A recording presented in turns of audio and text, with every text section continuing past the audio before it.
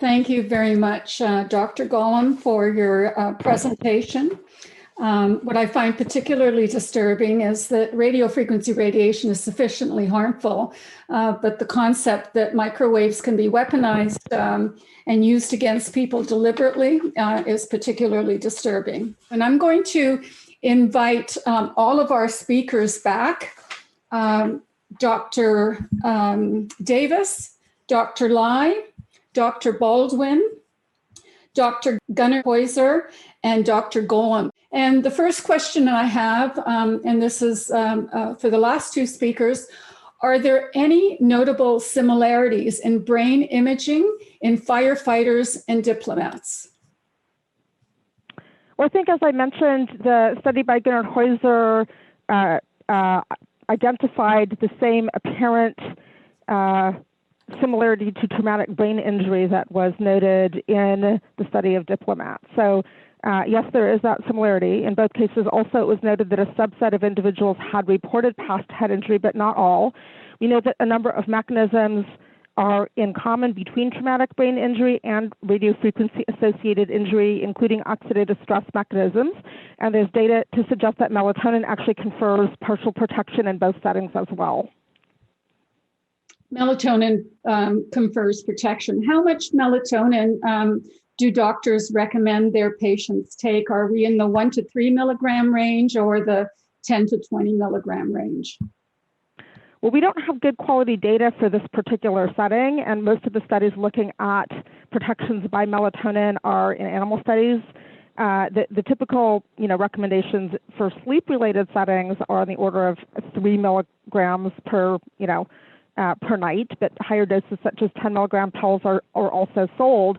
And individuals who are electrosensitive sometimes do report benefiting from, and with higher exposures, requiring much higher doses of melatonin to confer protection. As with most antioxidants, you really need to match the antioxidant level to the level of oxidative stress for maximum benefit, and that is often a challenging enterprise and is best to work with, an experienced, for example, integrative physician to do.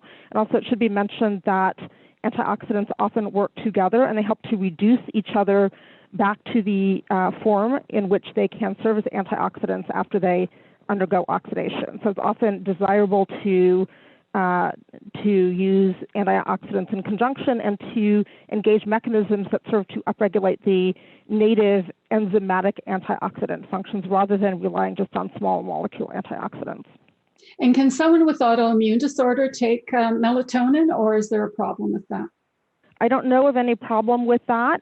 Indeed, there, I believe, is an online video by a physician who's affected by multiple sclerosis who recommends a mitochondrial diet, which I also tend to recommend as part of the process for mitigating symptoms for people with all of these conditions that involve mitochondrial stress and mitochondrial impairment and oxidative stress. And that includes, for example, foods that upregulate NRF2, the master antioxidant regulator, such as cruciferous vegetables like cabbage, broccoli, Brussels sprouts, et cetera, and also, quote, sulfur-containing vegetables, which help to amplify ability to produce glutathione. And those include things in the onion, garlic, leek, as well as radish families. Okay, thank you very much. Dr. Heuser, welcome. How do you manage to arrange brain imaging for your patients in light of insurance and other financial constraints? I depend on the patients to find the money, because insurance indeed does not pay for the functional brain scans, which to me were the significant ones. But when we're talking about PET and SPECT and functional MRI, and even volumetric studies, the insurance will usually not pay. Therefore, the patient unfortunately has to come up with a payment. Now, when you're doing SPECT and PET scans, you're using dyes. Can these dyes aggravate or hurt the body of a person who might be have multiple chemical sensitivity? That's a definite worry. However, we have very little proof that that is so. In other words, I've had so many patients who had these studies, and very few complain that the injection seemed to have triggered symptoms. Did staff in the vicinity experience the same symptoms as the diplomats, or was it restricted to diplomats? It was absolutely not restricted to diplomats. Family members of diplomats, nannies working for diplomats, et cetera, also were affected. Okay, thank you. Can both EHS and multiple chemical sensitivity, can a person have both of those, and could one lead to the other? The answer, I think everybody here probably knows that the answer is not only yes, but that there's very, very high overlap. Some of the genetic factors that are predisposing are in common in the two instances. For example, impairments in antioxidant defenses. It turns out that most toxins, irrespective of their nominal specific mechanism of action, confer much or most of their toxicity through oxidative stress and mitochondrial damage. And chemicals and radiation compete for antioxidant defenses. So concurrent exposure and or prior exposure to chemicals can magnify the impact of electromagnetic radiation and vice versa. And we and many others find that a sizable subfraction of people with electrosensitivity have a history of past significant chemical exposure, which by causing mitochondrial impairment increases the body's production of free radicals on an ongoing basis and pushes the individual closer to that balance where, antioxidant defenses are barely able to match oxidative stressors, and adding an additional oxidative stressor may push people over that threshold and lead to clinical symptoms. Dr. Sorry, go ahead. I would agree with that. Many of my patients who have sensitivity to electromagnetic fields will have a history of chemical exposure. Do these SPECT scans or the PET scans, the functional brain scans that you're doing, can you differentiate between someone who has been exposed to toxic chemicals, to radiation, or to a combination of the two? Not at this time. Okay, thank you very much. In other words, they're very similar, the brain scans. And do you think grounding can help diffuse some of the electrical insults for someone who's a lineman? Have you heard of anything about that? It's been tried, but patients of mine who are sensitive will at times go outside, let's say, the facility where they're going to be tested, and stand on wet grass and claim that they being grounded that way will help them. And they do claim that it improves. They can feel a difference when they're grounded? Yes. Okay. I'd like to comment. I'd like to interject a comment here that I feel very strongly about regarding grounding. The probably only safe places to ground in the world are places where there are limited to no ground currents. And so that would include the beach and a forest. If we measure the ground currents outside of a hospital or in a suburban neighborhood, they're off the chart. They can be measured by a professional.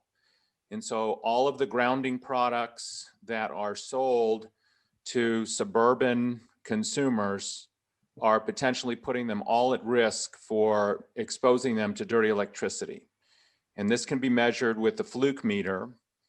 And I am recommending strongly against any form of grounding other than going out to the beach or a forest. To go outside of a hospital with wet ground is simply fallacious because the ground currents are measurable there and are very high. And I have personal experience with this with my wife, and we've measured ground currents in various areas around the community and in rural areas, and there's clear distinction on these measurements. Oh, I'm sure that's true, but I'm just giving the example of a patient who felt better being grounded outside the facility. And yes, of course, there is strong electromagnetic field in the area of a facility, and you would want to go to the beach if you can. Thank you. I'm going to invite all of the presenters now to come back on, and we'll ask some more general questions. Could someone comment about the difference between the radiation from a cordless phone versus radiation from a cell phone? Yes. What we know is that a cordless phone actually has a mini cell tower charging station at its base. And the base of the cordless phone is, again, sending signals 24/7. Now, there are relatively safer cordless phones manufactured from Switzerland, which go to sleep all the time, which raises the question of why can't all of the phones be like that? Whereas the ones in the United States and Canada, for the most part, are just constantly small base stations, small little towers, which should never be next to your bedroom and frankly don't belong in houses at all. A cell phone, as the word says, is something that you use when it's on, but even when you're not using it, it's using you, in the sense that a cell phone is constantly sending and receiving signals, particularly the smart devices now that have up to 5 different antennas for video, for voice, for digital. And those things can operate at the same time. And so as a consequence, it's the combined exposure over a long period of time that we need to be concerned about reducing. And the best way to reduce your exposure is to get wired and stay wired, so that you have a wired phone, you have your computers are all wired. Those people, one question I saw earlier was, what about the exposures people are getting by watching this conference? And the answer is, if you're watching this conference and you're not on a wired computer, you better go back to basics. I agree with you, Deborah. I'm sitting in a computer. We have fiber optics that's hardwired. And if you take a meter, it's in the green range. I'm not being exposed to microwave radiation sitting here at all. So for those of you who have your Wi-Fi on and your Bluetooth on and your cell phone next to you, you're probably getting a fair dose of exposure. That's right, negative. Now, regarding wireless baby monitors, you mentioned that in Europe, you can get DEC phones or cordless phones that only radiate when they're being used in reality, and you can't get them here in North America. And the same is true for wireless baby monitors. In Europe, many of the monitors are voice or sound activated, so you're not exposed to the radiation all the time. We tried to import them to Canada, and we were told that that was illegal. And the information we were given, the reason was that the Federal Communication Commission thought it would interfere with radio communication, which is absolute nonsense, because this is something that's not radiating nearly as much. So it's amazing some of the excuses that are being used about some of this technology. I agree with you. I think the Canadians should be ashamed of this. And further, in China, they have something called the Baby Safe router and the Baby Safe monitor. And what Baby Safe means in China is a router or a monitor that automatically goes to sleep and only wakes up when it's needed by voice activation. And if you think about this on a global scale, the amount of greenhouse gases you would start to be saving would be substantial, because as you know very well, there's a tremendous energy hog from all of these antenna farms and all of the places that are storing and operating the internet, because they're on 24/7 and they're gobbling up this incredible amount of wireless radiation, which they'll never be able to meet the need. And in fact, in China right now, they are turning off 5G at night. People don't want it. They're not buying all the hot, cool new devices. People in China don't think it's such a cool thing to be able to watch a movie on your wristwatch. So there's a lot of backlash from consumers in China. And as a consequence, they're turning off 5G at night. And they're also rethinking the energy subsidies that the telecom people are asking for in order to operate 5G. Okay, this one's for some of our medical colleagues. Have you ever seen acoustic neuroma, which is a slow-growing benign tumor, change at some point to a fast-growing malignant tumor? I see a fair number of acoustic neuromas in my practice, and their potential for malignant degeneration is very low. We are treating a significant number of now partially resected tumors, or even primarily unresected tumors, with outright radiation. And any central nervous system tumor, I can say with confidence, that has been radiated, has a potential to undergo malignant degeneration. So that being said, we follow all acoustic neuromas very carefully, typically with yearly scans, and especially those that have been radiated. So the general consensus is that if an unradiated acoustic neuroma is stable for several years, you can delay the imaging interval out more, but the radiated tumors probably should be followed a little more closely. There was a question about contrast agents. And so having gone down the rabbit hole on EMF and heavy metals and chemical sensitivities, before I took this path and this journey, I ordered contrast, gadolinium contrast, which has heavy metal in it. And I've done my research over the last couple months and realized that there are different forms of gadolinium, and chemically sensitive people should probably try to avoid gadolinium enhanced scans if at all possible.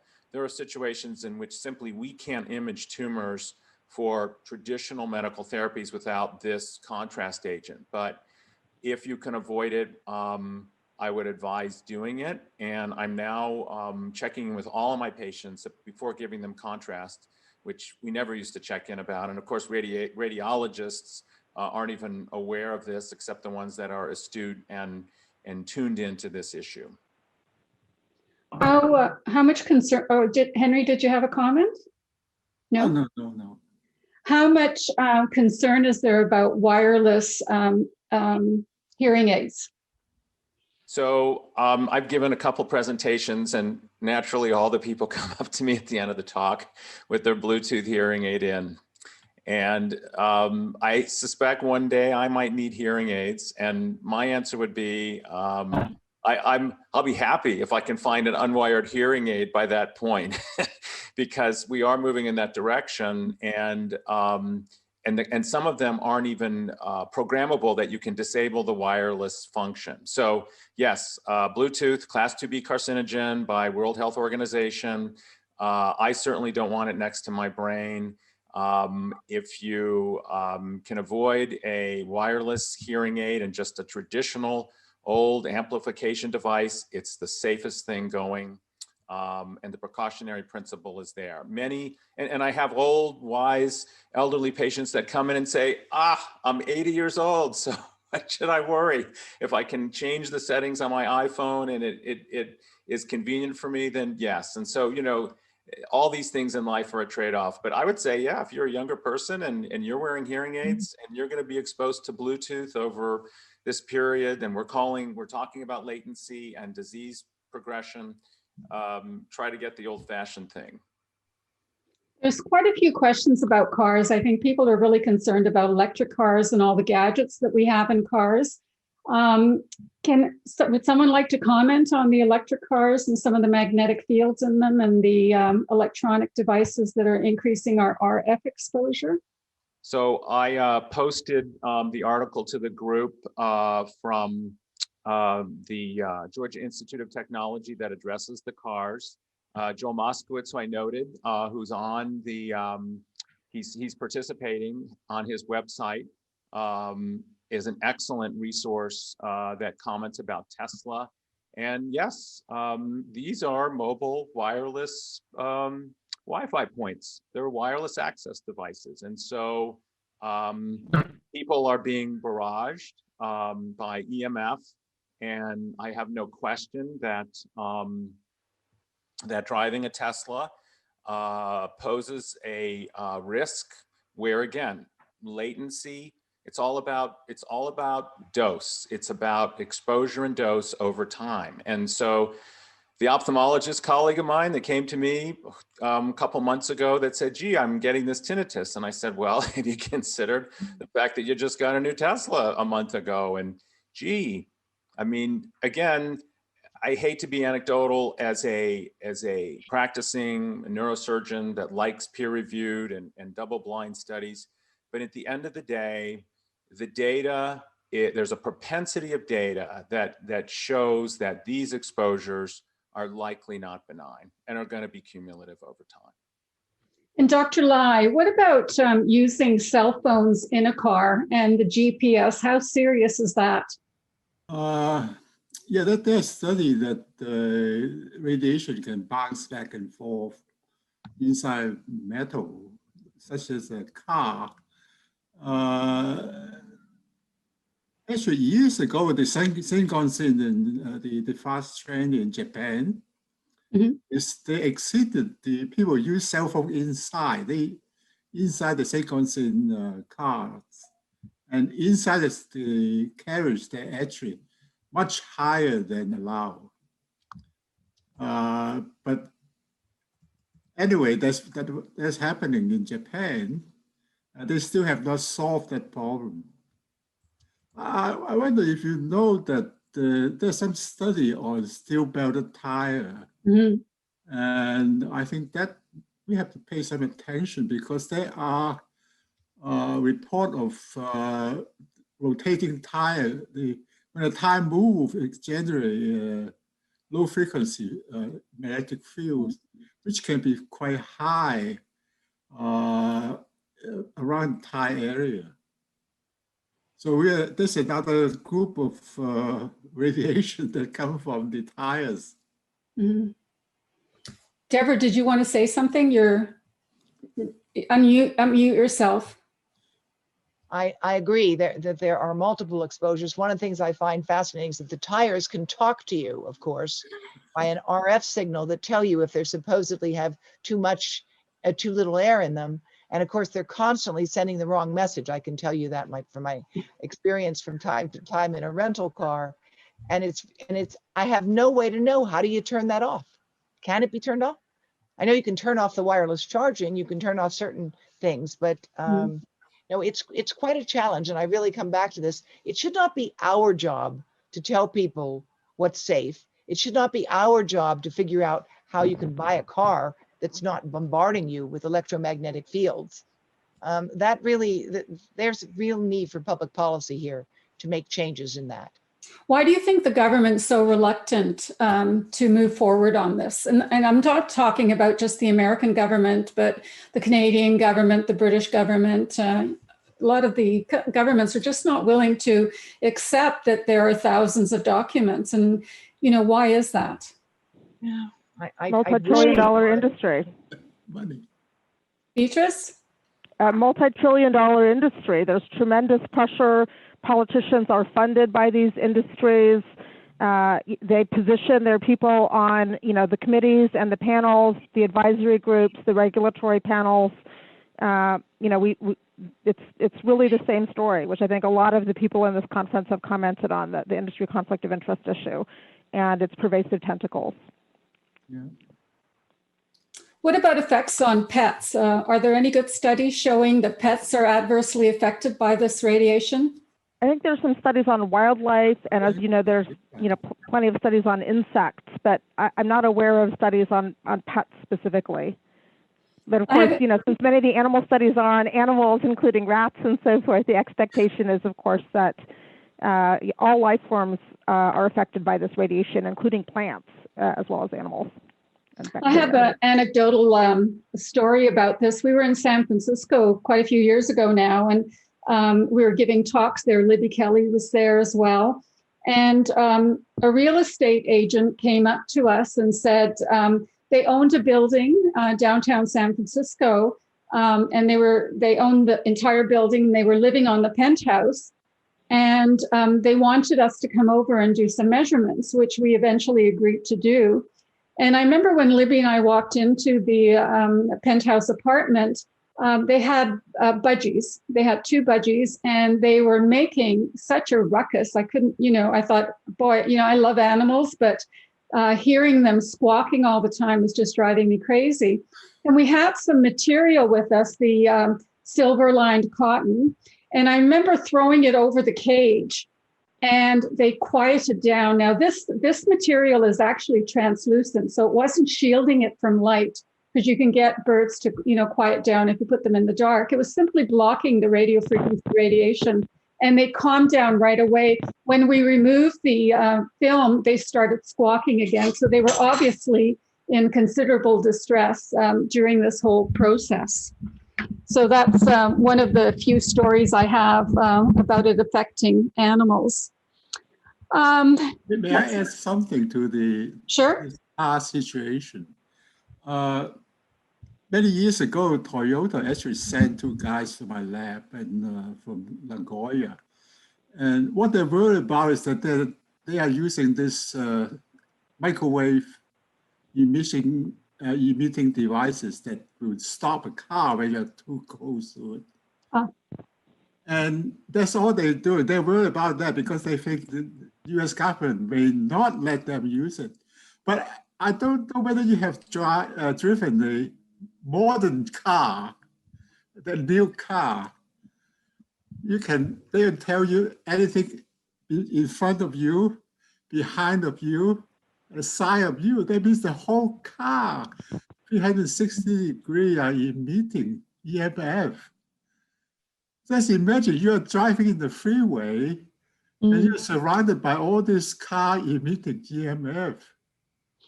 Do you know if they're using microwaves for that, Henry, yeah, or are they using use, Wi-Fi, not light?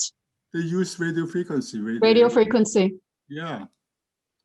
It's really just a form of radar, you know, and as you're surrounded by it, and then if you're in a country, as I was in India, where people don't normally drive themselves, I was being driven around, and because the traffic is so incredibly dense, and once you're in a car, all of these warning signs were going off all the time. It was like beep, beep, beep, beep, beep, beep, beep, beep, beep, beep. So on the side, in the front, and the back, just like Henry was saying, all of the indicators are going off constantly because they're all too close. And sure enough, there were some collisions. Nobody's moving more than about 2 to 4 miles an hour, but it was unbelievable cacophony of these alarms going off all the time. Mm-hmm. You also have a real issue about hospitals being full of microwave radiation these days with so many wireless technology. I remember in the past, you couldn't take a cell phone into a hospital because it would interfere with the incubator, for example, that you had an infant in. But they're shielding those devices now, so you can use wireless technology. What are the levels in your hospital, Hillel? Have you ever had them measured? I just took my personal meters in there and they're off the chart everywhere. Everybody has a cell phone. There's an entire wireless, there's multiple Wi-Fi networks in and around where I work. And so what I do is when I've been in surgery all day, and I even had new lights, since I personally did not have them installed, but I have a whole new operating suite that has Wi-Fi, Bluetooth, lights over my head that adjust with a panel. And my circulators already know my propensity to avoid as much wireless radiation as possible. So when I come in, they assure me that those things have been disabled. But I cannot escape living in the world and the community that is evolving into an increasingly wireless environment. And Deborah and I have had discussions. We're not going to, really go there in terms of COVID, but we can even talk about just disease progression in hospitals and the success of recovery of disease. And everyone who came in to an ICU during the course of COVID, if they weren't diabetic, they became diabetic. There's a whole host of concomitant comorbidities that occurred during the course of ICU hospitalizations over these last months, over this last year. So personally, I come home and shower off. We have a very mitigated home. We are, wired here to the max, wired phones. But yes, I think any modern technical facility is really very difficult to spend a lot of time in. And for that reason, I go in and out of my office and my hospital. I use wired connections in my office, to the dismay of all of my colleagues who walk around tuning into one of the 10 Wi-Fi networks that are there. So this is a lifestyle. This is a choice. This is something that you counsel patients about, and we have to kind of be exemplaries in this. But we're not going to get rid of Wi-Fi in hospitals and all the tech, but I just think this is something to be aware of, and the more we can shed light on it, the more that we can help, people heal, and be aware that all of this technology comes at a cost. I just shared a link with the panelists. We are proud to be featuring Dr. Stella Michailidou of the Cyprus Committee on Children and the Environment. She's a phenomenon in Cyprus, and she chairs this committee, and they have succeeded in removing wireless from the Archbishop Macarius Hospital, and they've removed all wireless from the pediatric unit of that hospital. It's a small thing, but it's a start. And I hope that you'll be able to check in with her. She's amazing. And we have a video that they have produced, translated in English as well as Greek.